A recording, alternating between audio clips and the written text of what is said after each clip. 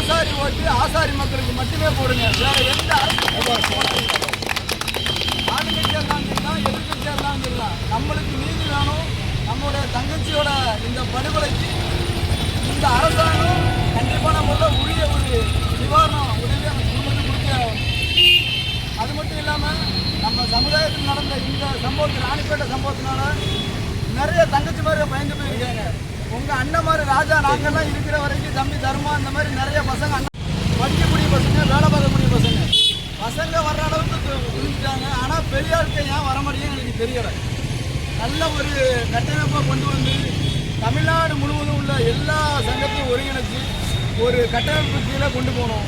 அப்படி நடந்தால் கனடிபாபாவுக்கு நடந்த பிரச்சனை லாஸ்ட் பண்ணினா தவிர இனிமேல் எந்த ஒரு பிரச்சனை நடக்காது.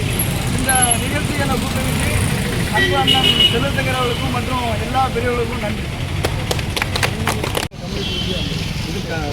கட்சி இது ரெண்டாவது நிகழ்வு சார். இதே மாதிரி